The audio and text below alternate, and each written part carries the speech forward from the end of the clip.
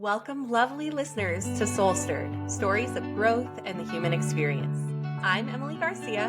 And I'm Kasey Clark. We will be your guides on this journey. We are so glad you are here. Each week, we'll come together, sometimes with other incredible thinkers, creators, and adventurers, to generously share stories of self-discovery, recovery, triumph, and what it means to live a life on purpose. No matter where you are in your own journey, connection is here for you at SoulStirred. Settle in, take a deep breath in, and let's inspire each other. Welcome to SoulStirred. Welcome back, SoulStirred listeners. Happy Thanksgiving, everybody. We are talking today about celebrating the holidays and being grateful and how we celebrate holidays and traditions in our families and how we'll be celebrating this year. And so we want to just say happy Thanksgiving and celebrate today with SoulStirred. Yeah, thanks for joining us. We also want to tell you that we are starting our second round of a gratitude challenge. And the purpose of a gratitude challenge is that we often think, I need to be more grateful. Mm-hmm. Gratitude is good for our mental health. It's good for our physical health. There are studies that show that when you have a gratitude practice, you can even lower blood pressure and heart conditions. Yeah. So it's pretty profound. It's not possible to feel grateful and anxious at the same time. Exactly. Gratitude can be medicine. Gratitude can be your medicine? Yeah. Gratitude is medicine. It is. Mm-hmm. And one of the studies was about patients who were in stage B. I think it was called stage B cardiac failure. Mm-hmm. And half of the group was split into, or half of the group just had their treatment as normal.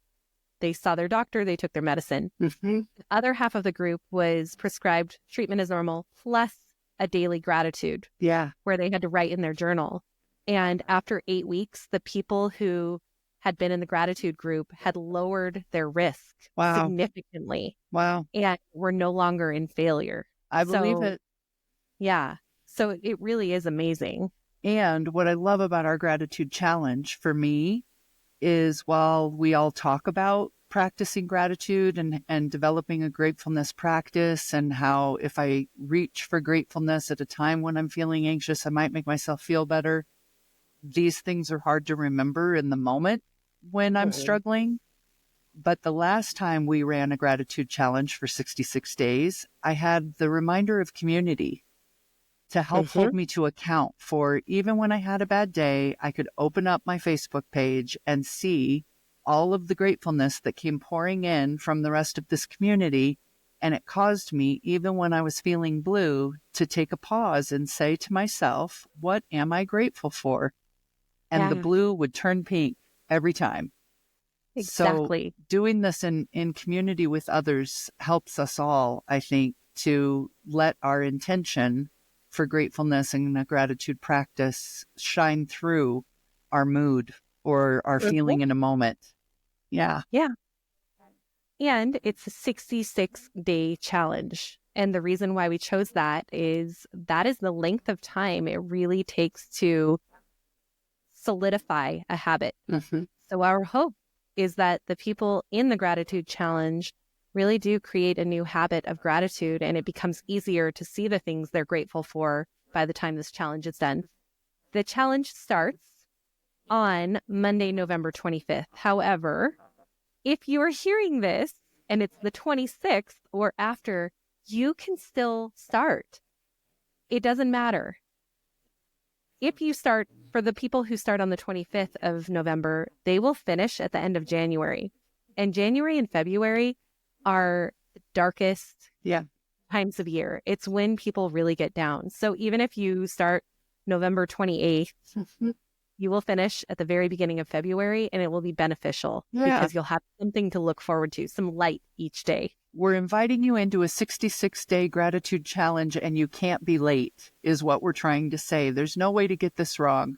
It begins November 25th, and no matter what day you hear this and decide to enroll in the challenge with us, you'll be right on time. So to find it, you're going to go to tribemindbody.com/gratitude.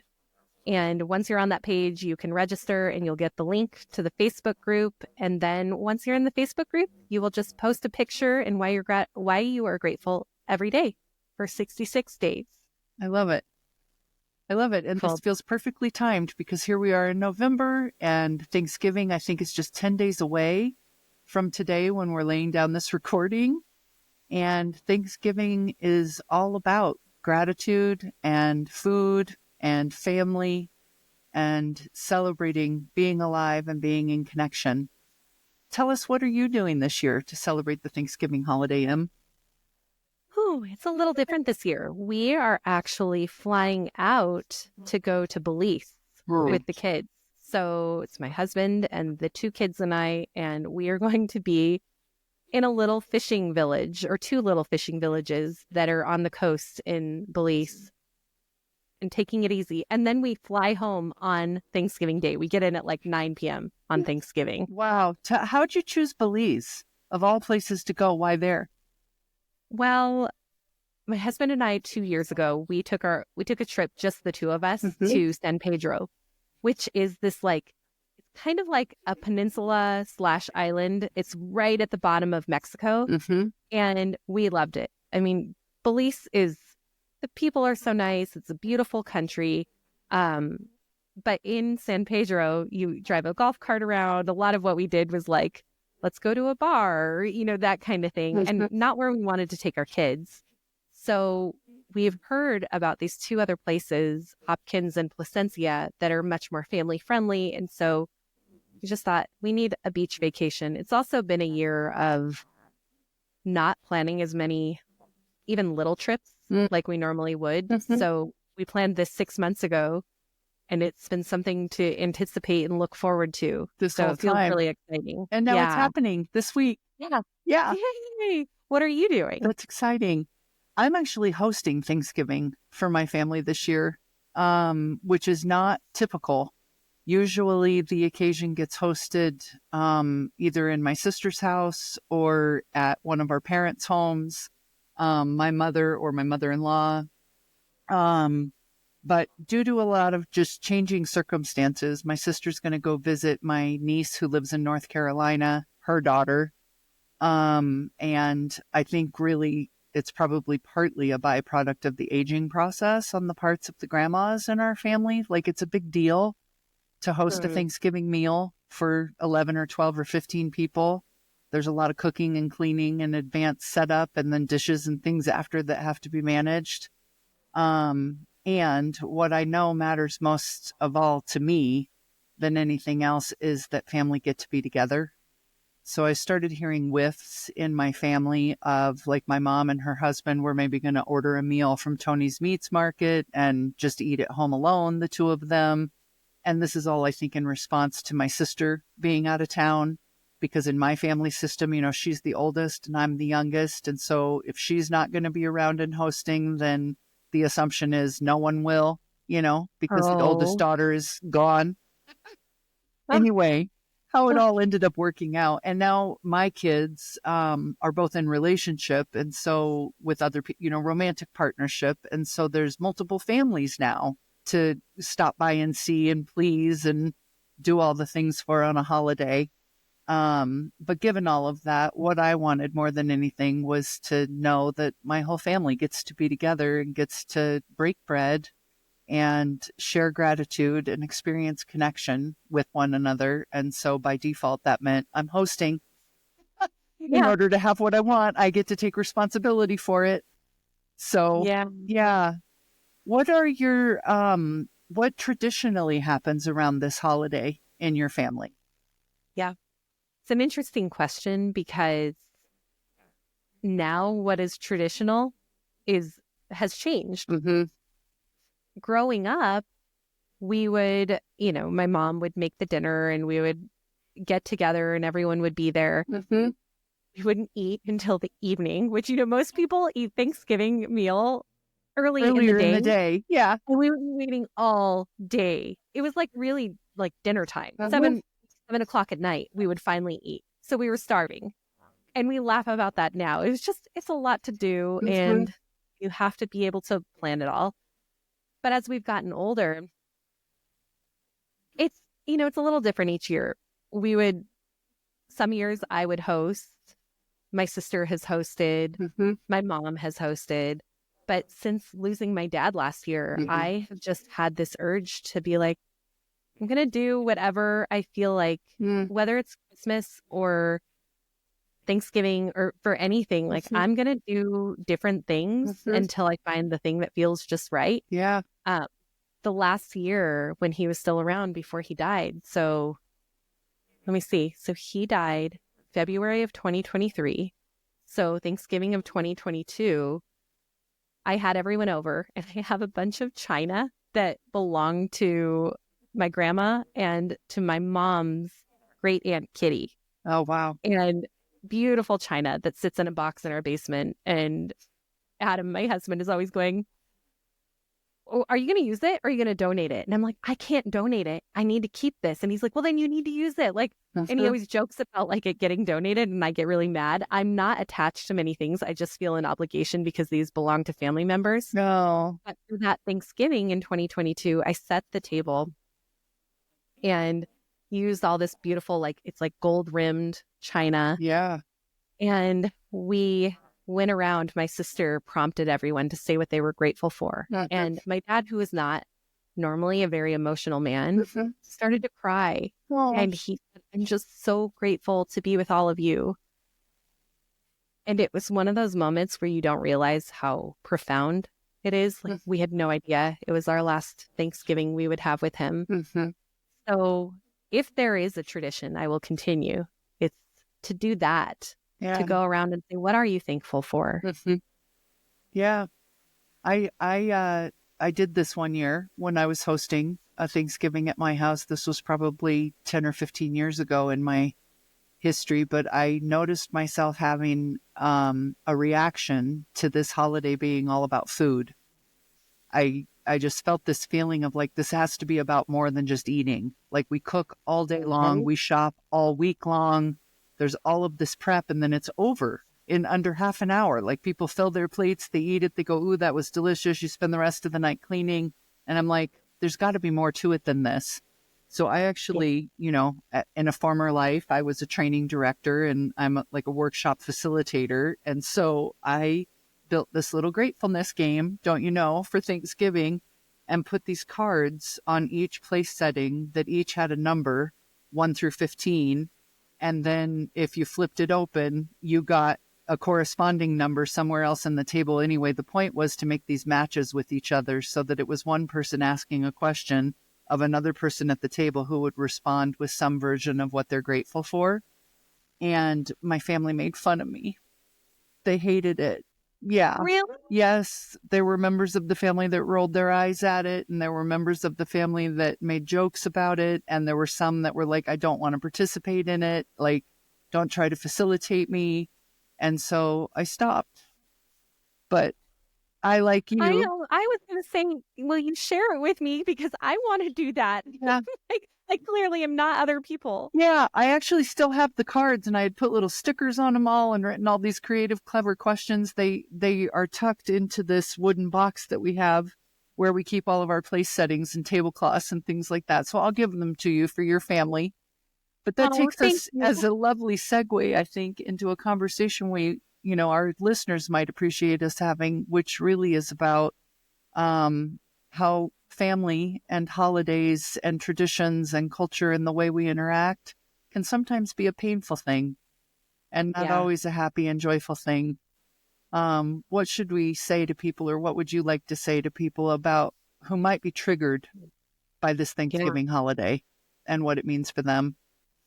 Well, for our ancestors, being chased by a saber-toothed tiger was like the thing that put them into fight or flight. Yeah. And in modern day, going and spending a day with your family or a long weekend with your family can feel the same way. It has the same impact on our brains. And so I think just knowing that our amygdala is lighting up and going into fight or flight is a normal thing. And that we can do things to relieve the stress like being proactive, setting boundaries with people. I think that is a big thing that I hear from many people in my life. Like, I don't want to be around my family because they push my boundaries, they push the limits. And so as much as people can be proactive is really important. Yeah. Even like you taking your family to Belize, I think is a proactive circumvention, if you will, to the Thanksgiving holiday for a person maybe not being so delightful or triggering hurts or maybe causing new wounds. I would start there, just knowing that regardless of what your family traditions are, I have so much respect for you, Emily, and want to offer it as an invitation to others to say, what do we really want to do? How do we, the family I've created, this unit, want to spend our time together celebrating this holiday? And what does our ideal day look like? And let whatever is the answer to that question be how you spend the day, regardless of who it might disappoint or let down or make angry or piss off. It's your life. You only get one. Yeah. And it can be in big ways, like, you know, take a big vacation and go do something different. But it can also be that you go, actually, we don't want to make a big turkey and do all the fixings. We want to order Chinese food. Right. Or what, you know, it can be anything. Last year, my in-laws, who still lived in the Denver area, they now live out of state. So it was our last year with them hosting at their house. They had my family and all of us over to their house. And prior to Thanksgiving, my father-in-law got in touch with me and said, there's something I'd like to do. You can tell me if you're not okay with it. And I was like, oh no, what's it going to be? He said, we want to honor your dad and we want him to be present at this Thanksgiving. So is it okay with you if we set a seat at the table for him? Oh, I love that. It was so thoughtful and beautiful. Yeah. And so they did. And my dad loved wine. Yeah. So they made sure he had a wine glass there and he had a setting. And I brought a framed picture of him from a time in his life when he worked in an art gallery on a cruise ship. And he was in a in a tuxedo. And a time when he was really, really proud of what he was doing. And he loved his life. And he's very tan in the picture. And so we put that picture at his seat and we told some stories about him. I love that. Yeah. And it's another invitation for folks, right? We have also done a similar thing in my house since my dad's passing. And we've also done it for my brother who doesn't live in the same state, where we'll set a place at the table and then put like an 8x10 framed photo of them up so that it feels like they're there with us. I just want to highlight that for anybody that might be listening who's about to go into the holidays with a heart full of grief. Permission to set a place at the table for those who you might be grieving for, with or without a photo. Their spirit can break bread with you on that day, even if their body can't be with you anymore. Exactly. You can toast to them, with them, share stories about them. It really can feel like something that's positive, because I know for me last year, the grief of the firsts of going into Thanksgiving, going into the holiday season, my dad's birthday, my birthday, all of these things, it felt so heavy every time. But that's when I thought we have to create new traditions that are what we want now. Yeah. The firsts are always the hardest. Yeah, because they are. Instead of focusing on what that holiday is for, what you're usually feeling is, this is my first time without the person who has departed. And it can create an opportunity to write new traditions. Those are both here. Yeah, I love that. How really else would you recommend, or what feels like it's on your heart in order for people to like practice great self-care during the holiday? Let's say they're going to not travel away. They're going to stay home and be with perhaps people where there's a history or there's pain or there's harm or anxiety or worry. I mean, it's even, we as human beings are carrying those things around, harm and anxiety and worry all of the time. And so you put that in a melting pot full of family dynamics.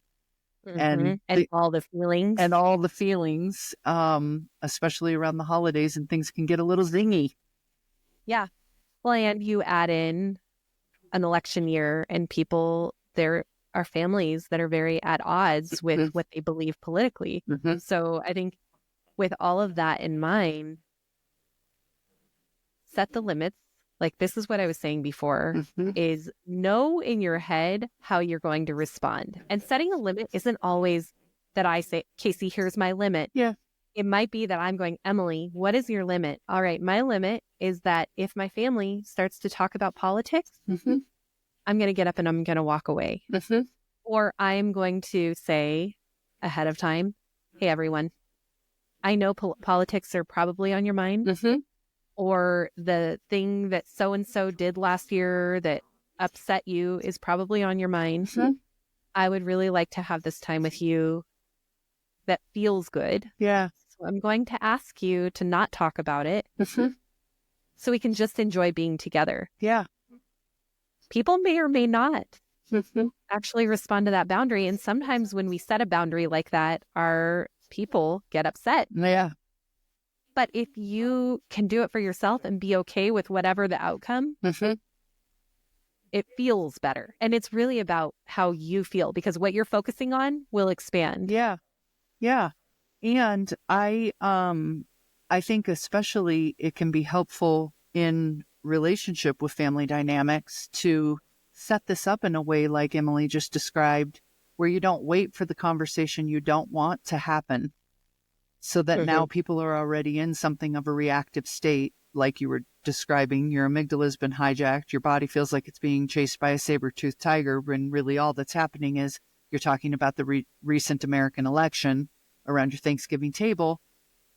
Instead, design what you do want by making a request. Could we avoid conversations around politics, and instead, could we all take a turn maybe expressing what we're grateful for this year? Or what our favorite food is at the table. Or here's a great idea Emily just gave to me before we got on this recording. Do last order from Amazon. These are just some good topical ideas for how you can fill in the space instead.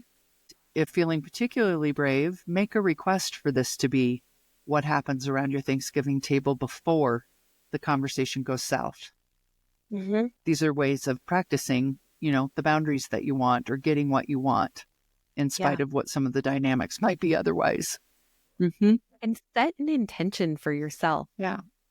When we choose to show up in any particular way, it's a lot easier. So when I say set an intention, I mean, if I were going to go into a family situation where I felt like this could go really badly here today, I might say, my intention is to feel at peace. Yeah. And then I can come back to that intention. Like someone is doing something that's triggering to me. They're pushing my buttons. In my head, I can say, I'm at peace. Yeah. And what does being at peace mean? I don't have to respond. Yeah. You're allowed to say whatever, do whatever. I'm at peace. I love And that. I think having that voice in your head where you have thought about it, you've been intentional, it can be your mantra, and then you feel better. Yeah. Mantras. This is what I was going to talk about too. And you reminded me of this because that sounds like one. So it's an intention set. I'm at peace. And then it can also be repeated back to thyself as a mantra on your inside voice during times when you can feel yourself revving up. I'm at peace. I'm at peace. I'm at peace. What comes up for me around this is some of the dynamics in my larger family around the Thanksgiving table. And I say what I'm about to say with great compassion, because I understand that some of how people behave is actually aimed at protecting themselves. And yet the way that some people behave can be hurtful to others. And so I want to offer that nothing is personal. From the 4 agreements, agreement number 2, that if you can have either in your intention setting or in your mantra a reminder for yourself that nothing is personal, and to try a practice on that doesn't have you taking things personally, that can be also a helpful way we're building your Thanksgiving Day survival guide here. Mm-hmm. Yeah. And it takes me over to, there is this mantra that gets practiced in Buddhism, which is, it goes like this: nothing is personal, nothing is perfect, and nothing is permanent. Mm. Nothing is Yeah. personal, nothing is perfect, and nothing is permanent. I find myself being really satisfied and soothed by those words. And so we offer that up too as another strategy for surviving your Thanksgiving holiday dynamics with family dynamics. Yeah. And I just want to say, if you have that mantra, nothing is personal, nothing is perfect, nothing is permanent, you are not excusing or enabling someone else's behavior.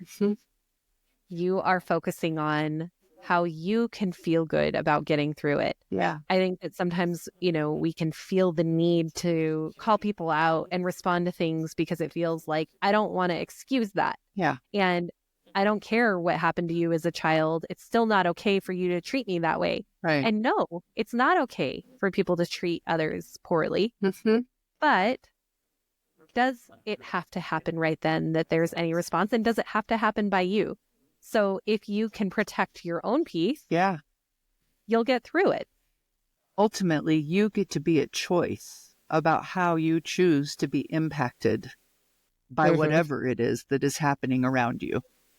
That's what you're offering. And I love that. Not every moment where things go the way you wish they hadn't needs to be a teachable moment. Some things can just be allowed to bounce or roll, and you can decide to get there by saying, well, what's really happening isn't really about me. Nothing's personal.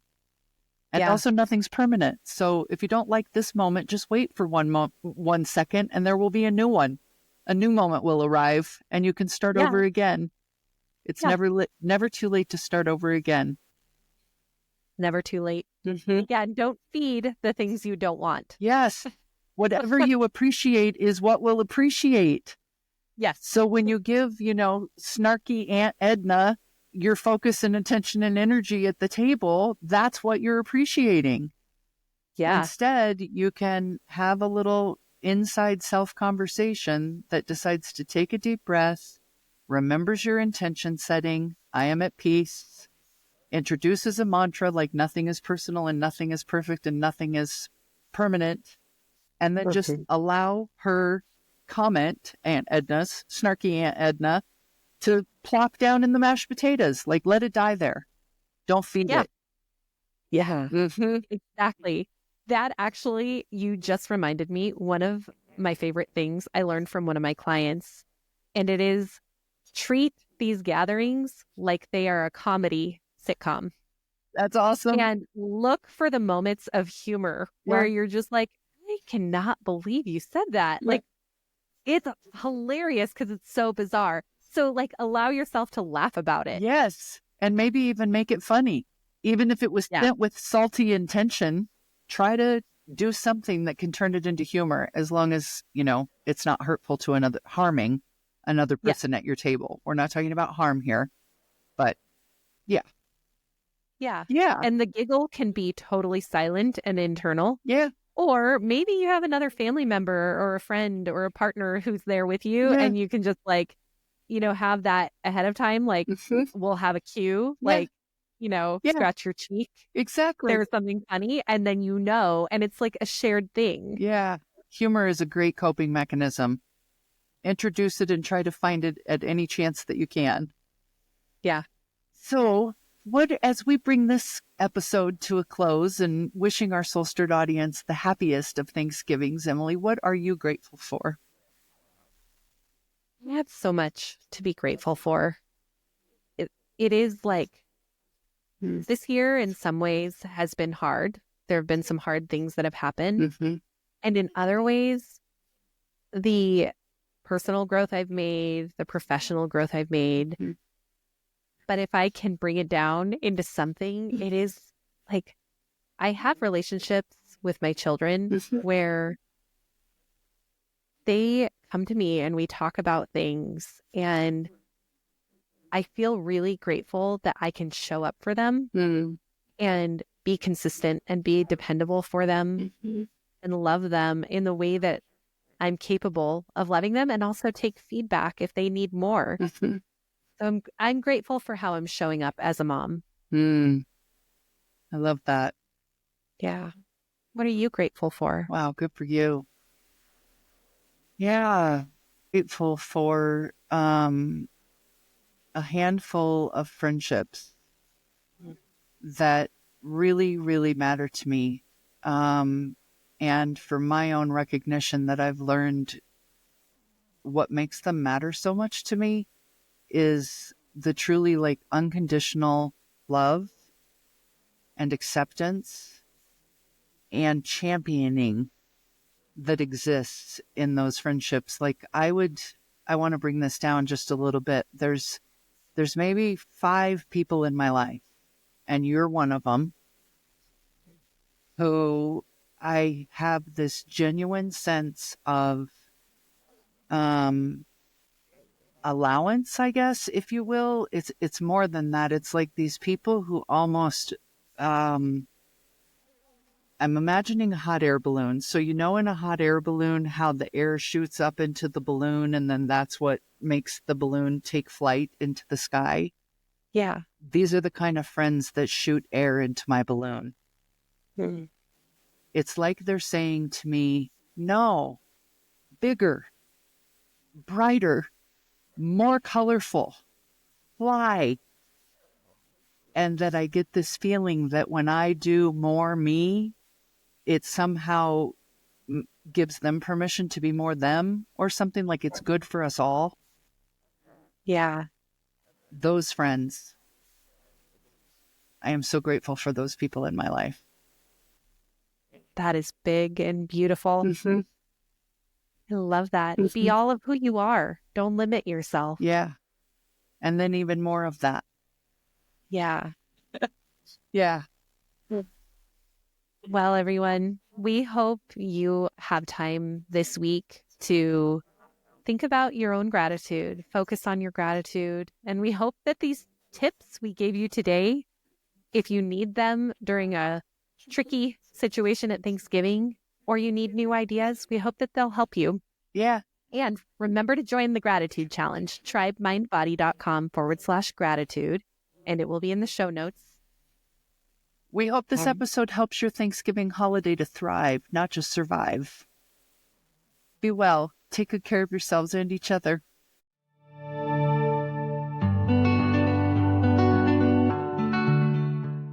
SoulStirred listeners, thank you so much for joining us today as we bring you stories of growth in the human experience. We appreciate you, and we have a request for you. If you will, take 30 seconds to do these 3 things for us.